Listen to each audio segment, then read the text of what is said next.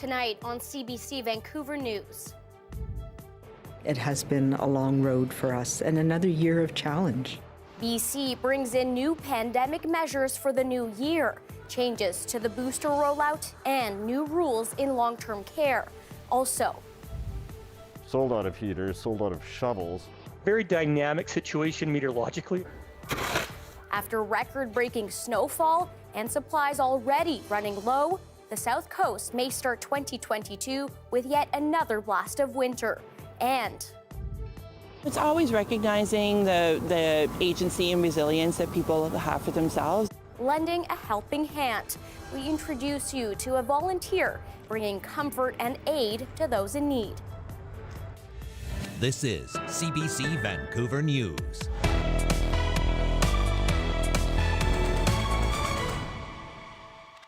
Good evening. Thanks for joining us on this final day of 2021.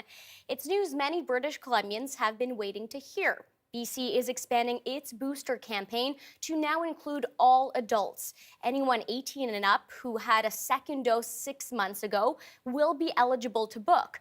But as John Hernandez reports, capacity limits and invites that have gone unanswered could still slow down the rollout.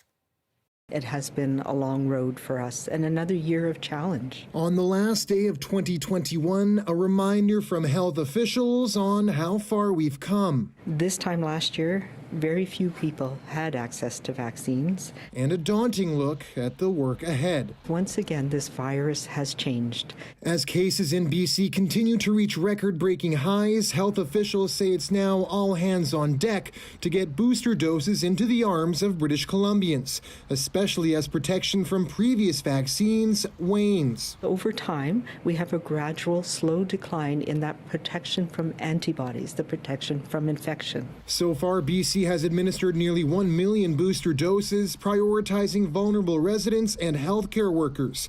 But today, officials outlined plans to scale up the campaign. Anyone 18 and older who received a second dose at least 6 months ago will soon be able to book. We're moving to an interval-based invitation process. This means as many as 800,000 British Columbians now qualify to get their second dose, with invites arriving in the coming days.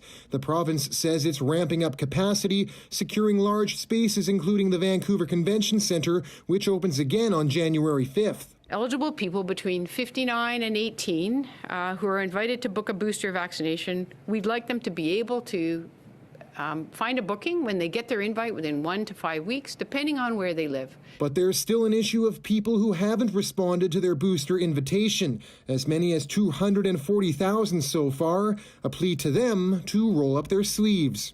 This would be a good day, final day of 2021, to book your booster dose. As the race to give boosters ramps up, health officials say the number of hospitalizations from the Omicron variant remains relatively low, largely because of BC's high vaccination rate. But they say if the number of severe infections does climb, they aren't ruling out further restrictions. John Hernandez, CBC News, Vancouver. Another change to pandemic measures, visits to long-term care and assisted living facilities will be limited to essential visitors only. That new rule starts tomorrow. Dr. Henry says it's in a bid to ease pressure on the healthcare system and to protect staff and residents from the more contagious Omicron variant.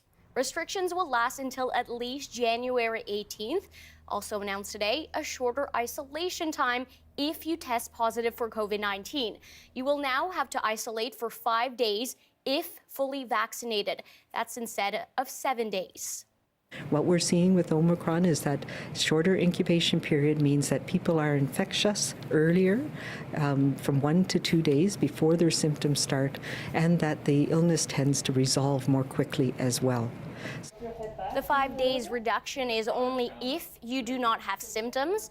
After leaving isolation, masks must be worn around others at all time for an additional 5 days.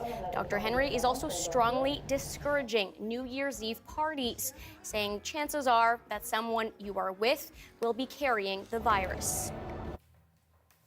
Looking to our latest COVID numbers, BC is reporting almost 3,800 new cases of COVID-19 on this New Year's Eve, a drop from yesterday's record, which was over 4,300 new cases. More than half of these new cases today are once again from Fraser Health, with almost 2,000. That region rounds off the year with a record high number of active cases, now over 9,000. And the province declared 2 new outbreaks today, a total of 15 facilities now with active exposures.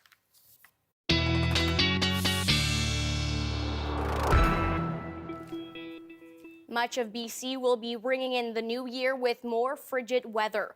Environment Canada says parts of Metro Vancouver will experience a mix of strong winds, snow, and rain this weekend, with higher elevations bracing for heavy snow. As Johanna Hamilton reports, the looming winter storm has many British Columbians stocking up on supplies.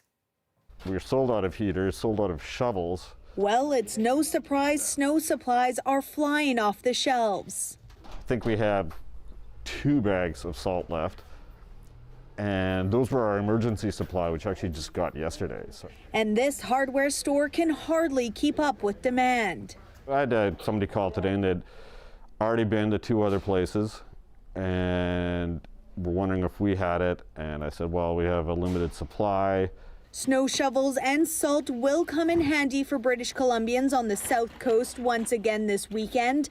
Environment Canada says Metro Vancouver could expect 2 to 8 centimeters of snow on Saturday, with upwards of 50 centimeters of snow accumulating at the higher elevations, such as Prince Rupert, Terrace, and Kitimat. I expect the north coast and central coast will see more in the way of snowfall. Over the inner south coast itself, it looks like it's going to morph at lower elevations to that sort of rain by Sunday kind of idea. It's really going to be floating near that freezing point for much of Saturday night into towards Sunday morning. And those unpredictable road conditions means non-stop work for maintenance crews in North Vancouver. It is that factor of snow on top of ice on top of snow. But today was really busy for the crews, even though it wasn't snowing. This was our chance to get ahead of it. Clocknitch is encouraging people to use public transit or stay home if they can. So a lot of our crews will be out even Sunday morning, Sunday afternoon, just making sure that we're digging through some of those catch basins to allow that water to melt, whether it be rain or whether it be melt. A reminder for residents in impacted areas to help keep catch basins clear. Gross says if people still need shovels and salt, don't wait until the snow has already fallen to stock up. We feel like we've been on a storm watch for the last month. You know, just wondering, is the truck going to be on time? Is it going to be here? Can it make it? Environment Canada says with cold temperatures sticking around, people should be prepared for a snowy start to 2022. Johanna Hamilton, CBC News, Vancouver. And meteorologist Johanna Wagstaffe joins us now with a look at the forecast. Joe, more snow?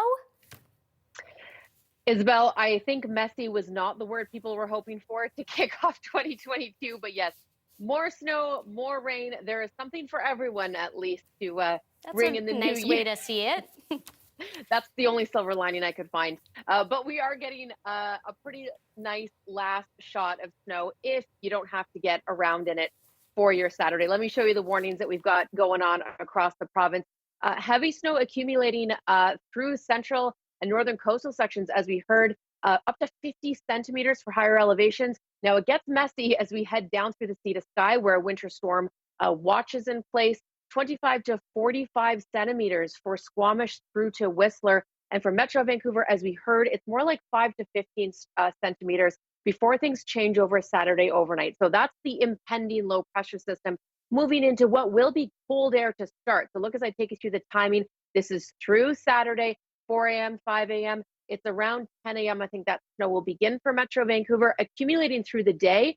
So get your sleds ready. It's around 7, 8 p.m. that I think things will transition to rain. But before then, getting a good shot of snow, especially for the local mountain. This is a ton of snow from Squamish up to Whistler, approaching 75 centimeters at alpine levels. A big event there. Getting some sunshine through the morning hours for places like Williams Lake and Cranbrook. This system will cross over to the interior. And look at that, a pretty messy first week. Not going to lie to 2022. Temperatures coming back down. 5 is about our seasonal for Sunday. Temperatures coming back down through early next week. We'll sort of be hovering around the freezing mark. So Isabelle, we're going to have to take it day by day. It's going to be a battle between rain and snow. But like I said, something for everyone in the new year. Okay, I'll guess that's a silver lining. I don't know who's wanting rain at this time, but hey, if you're out there, you're getting it. Thanks, Joe. We'll talk to you in a bit. Thanks. Sounds good. To mark the end of the year, we've been telling the inspiring stories of people we consider helpers, those who make a difference in the lives of others. Our Belle Pure introduces us to Fiona York, an outreach worker committed to bringing comfort to others. Every tent. I'm building a bigger one. Nice, okay. Every person. I just keep your copy and every day. You already looked through the donations and stuff? I looked through already when I Fiona York is a key support at the Crab Park Tent City. Well, she looks like a librarian. That's a very unassuming, very, sweet person. You think of, she's just a good person. I mean, like I said, she goes out of her way to come here and stay here to help people. York has a part-time job with a local help agency, but here she's a full-time volunteer. When I started doing this work, it was with Oppenheimer Park in fall of 2018. And so then that continued for a year, a little bit over a year and a half. And then there was a short-term tent city that was in the parking lot just over here, and then Strathcona Park, and now here. Originally from Ontario, almost 2 decades ago, York has worked in media, fundraising, and event planning. 11 years ago, she landed on advocacy work. It's always recognizing the agency and resilience that people have for themselves, and not just trying to provide or do things for people, but support where it's needed. That means everything from picking up garbage to fighting to keep the camp in place. Sometimes it feels like the whole system or the whole state is like going backwards and making things worse, but I do see some little things of progress. A recent court ruling in Prince George is one of those things. It allowed a homeless camp to stay put. We were actually leading towards our October court case, so I called Fiona and said, I need some help. What do you do in this situation? And she has been an incredible resource to help us think about housing in the context of the entire province. And she recognizes her position is to be able to help the residents of Crab Park be heard. Now the future of Crab Park is in court. Residents led by one of their own want a judge to overturn orders to dismantle the camp. But recently, Carrie Bamberger became very ill. On this day, York's focus is on how Bamberger's partner will manage her release from hospital and her recovery. So I'm getting a ride for when you guys are ready. I'm getting a ride for her, and I'll book the hotel. Okay. And that's how it'll stay, as long as there are residents here. I'm here till the end, till it's over. Whatever happens here in this community, I feel like I just want to be part of it. Belle Pure, CBC News, Vancouver.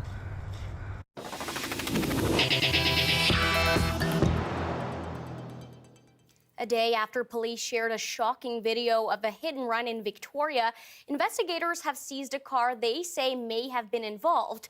A warning: this video may be difficult to watch.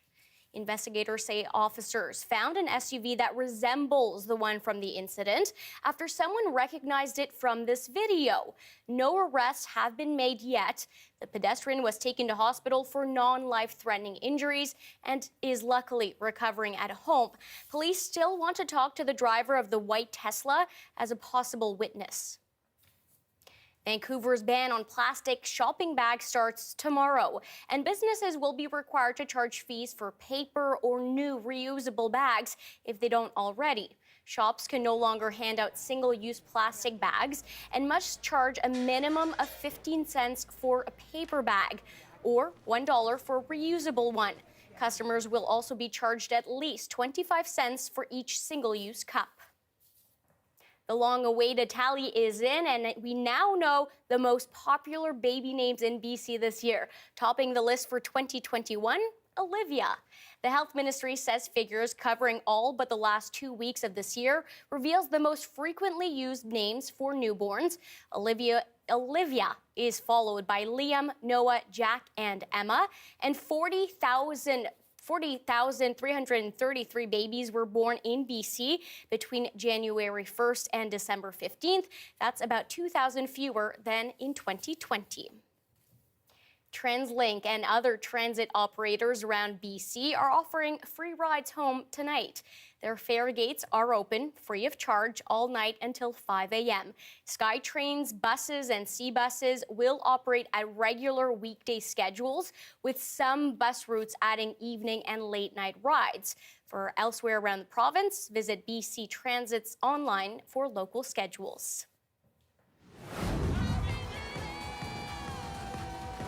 Here's what it looked like in Sydney, Australia as they rang in 2022. Beautiful shots over fireworks, over Sydney Harbour and the Opera House.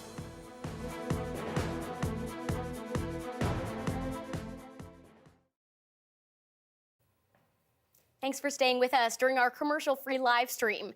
Leaders in a Mi'kmaq community in Newfoundland and Labrador have started a massive project, reintroducing culture and language that was long repressed. The Mi'kmaq language thrived for generations before interference by the Catholic Church. Garrett Barry brings us the story of the journey to revive it. It's morning at St. Anne's School in the Malbekek First Nation. Nane-Wawe, today is Thursday. And scary words in whatever language. A spelling test! Pop quiz. Take one, pass it down. It's not just pronunciation and spelling. See. First letter, B. These lessons get at the very root of what it means to be Mi'kmaq. Language and culture are mutually inclusive, and you know, the old saying is you can't have one without the other. From kindergarten to grade 9, students here are being reintroduced to the sounds of the Mi'kmaq language. I hear them practicing amongst themselves, and not only just in the classroom, but in the hallways. I hear them, and it's beautiful. The Mi'kmaq language once thrived here until about a century ago, when a Catholic priest banned the use of the language in the community's church-run school. The treatment we got was probably no different than they had in any small school in Newfoundland, but the difference was they stole our language.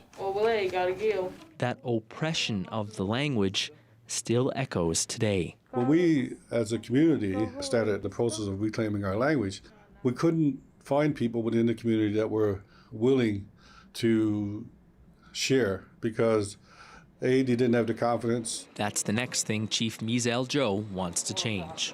Find some way to open up the school, the whole school, for immersion. And when you walk in the door, you leave your English thinking language behind and you speak only Mi'kmaq. His vision is ambitious, the total return of a language that was silenced.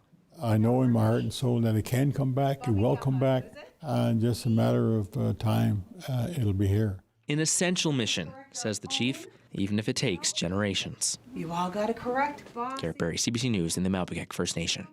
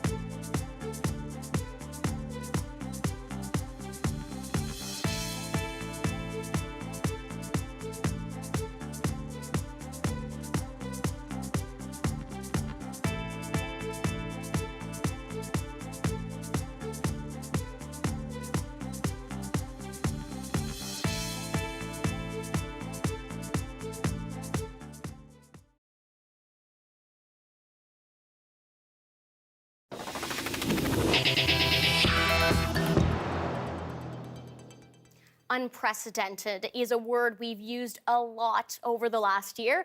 The thing is, it's true. We're taking a look back at our fire and flood coverage and to our CBC reporters here in BC who were there on the front lines through these historic disasters.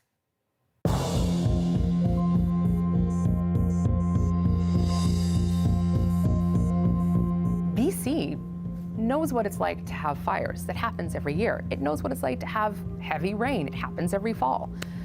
But not like this. This was the most remarkable climate-related story I've ever covered. Yeah, that's right. There's at least 41 wildfires right now burning within the province. It was June 30th, and I remember I had just done a hit into the National. We have some breaking news to tell you about. And I get a call from the National desk in Toronto, and they said, "Can you go live? Lytton just burned to the ground." And I thought I had heard them wrong, and I said, "Pardon?" And the producer said, "Lytton has burned to the ground." You could hear people's panic and fright as the fire descended, as they were trying to get out. The closest thing I can use to describe it is the beginning of Terminator 2. I remember looking in as the bus went through and seeing the supermarket. All of the windows had blown out from one side to the end, but you could see clear through to the windows on the other side, and you could still see the shelves standing. By August, there were just fires everywhere.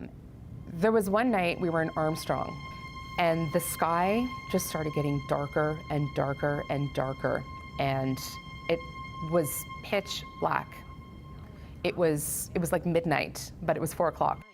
So much smoke has just been pushed up into this area that it's completely blocked out the light. That is unforgettable. That was a warning light of Mother Nature saying, we're in trouble. I'm here south of Vesuvius in a rural area where the fire is burning just over that ridge behind this vineyard.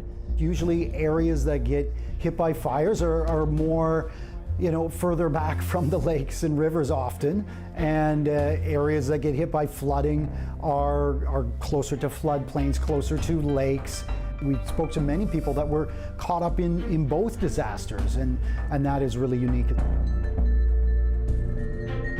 We learned about a family that lives outside of Merritt in an area called the Sunshine Valley. And we heard of this harrowing journey that the nephew made to reach his grandmother. He'd heard that the family farm was being evacuated.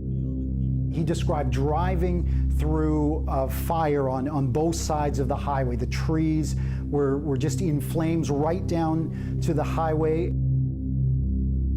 As this family was loading one of the horses, a mare, it was refusing to go in, and it reared up so high that it actually fell over backwards and struck its head on a rock and died instantly. Then on top of that, the flooding came just last month, and I got word from the same family that sent me some text messages showing us just what their farm looked like after the small stream that runs near their property turned into a raging torrent of water. It ripped out 10 acres of their farmland and ripped out the ground right up to their house and undermined the soil underneath their home. I grew up in Abbotsford on a farm, so when the floods hit that community, and the floods hit that community really hard, it was really emotional for me to see people that I grew up with, people that I still know, the farming community, lose so much and be hit so hard. I remember driving down the street, and I started talking with a woman, and I just had a gut feeling, and I said, how long have you lived here for? Because she told me that their house has to be torn down. And she said, I've lived here for 12 years. And I said, who did you buy your house from? And she said the name. And right then, I started to get emotional because I knew that it was the house that my sister-in-law grew up in. That was the house that my sister-in-law had all of her memories in. And here I am meeting this woman by chance, who now lives in that home and who has to tear down that home.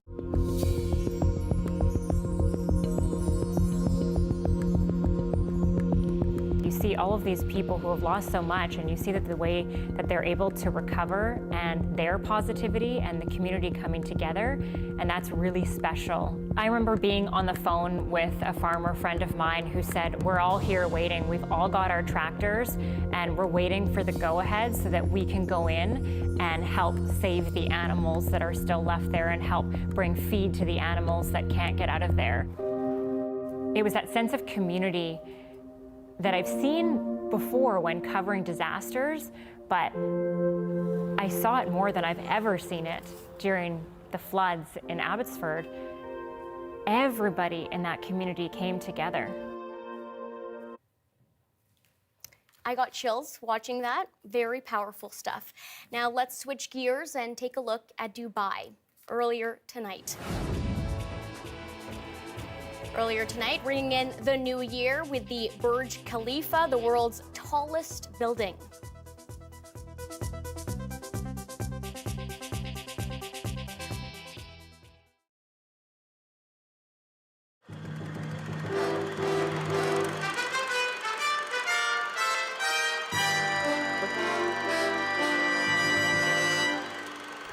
Well, a lot of strange things are seen at this time of year. Many Canadians saw their own version of a UFO after a night of ringing in the new year. A lot of them had trouble just getting out of bed today. But some of them not only got out of bed, but they had their own solution to bringing things back into focus. The temperature outside was +1 Celsius, just above freezing. The temperature of the water was +2, not much warmer. One dapper gent jumped the gun, was first into the icy water, but it wasn't long before 14 other men had reached their moment of decision.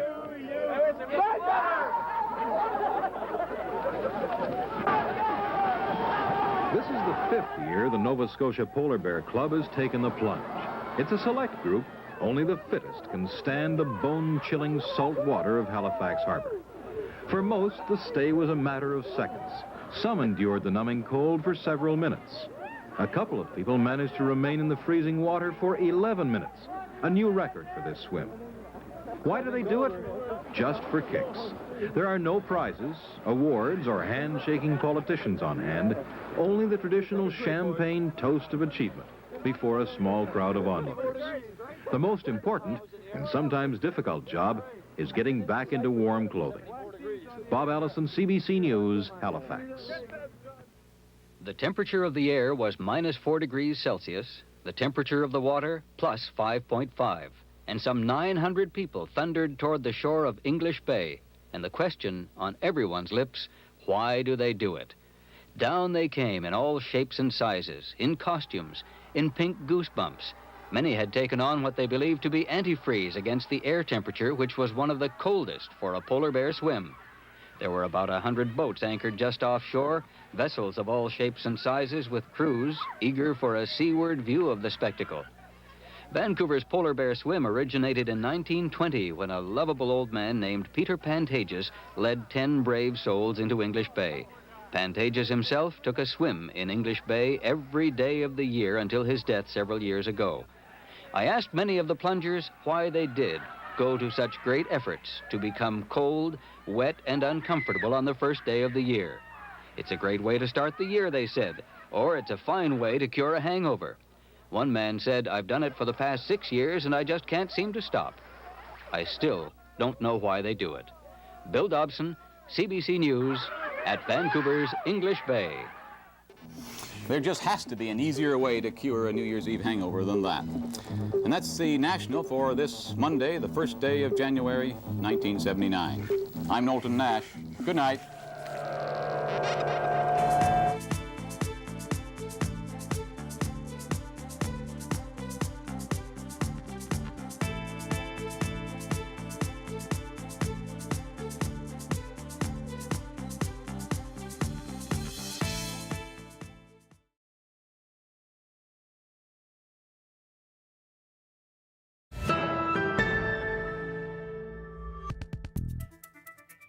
Now let's bring back Johanna Wagstaffe once again. And before we say goodnight for our last show of 2021, an update from our food bank day at CBC. The tally, a remarkable $2,875,000.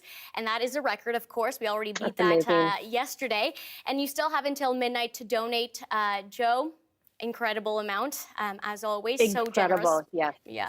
Also, a sign of kindness. We've been hearing a lot from viewers sending us pictures, telling their stories about how they're helping hummingbirds through the snow too. Yeah, Isabelle, I love this continuing theme of kindness to round out 2021.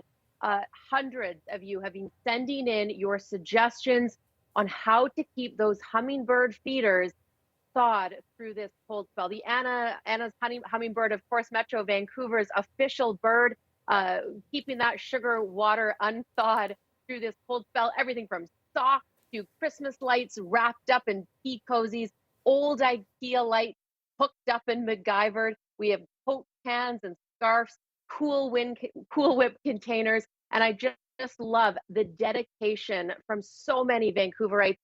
Heading out every hour on the hour to rotate that sugar water mixture for the hummingbirds that didn't always stay in Metro Vancouver year round, but the warming winters and our offerings have kept them here. So Isabelle, I think that's the story we need to go out on. Keep that thread of kindness going to 2022. Yes, and I do have to comment, I love your New Year shirt. What a gem. All dressed up and nowhere to go, Isabelle. Exactly. Happy New Year to Happy you. New Year's all. Good night. Thanks, and we'll see you in 2022.